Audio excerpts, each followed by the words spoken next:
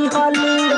चौर चाचर सब धान दिहलू देह कैसे पवित्र बनाइबू अरे पतन तू गंगा नहाइबू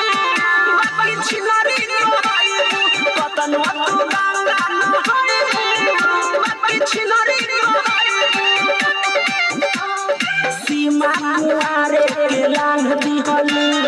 चौर चाचर सब धान दिहलू देह कैसे पवित्र बनाइबू अरे पतन तू गंगा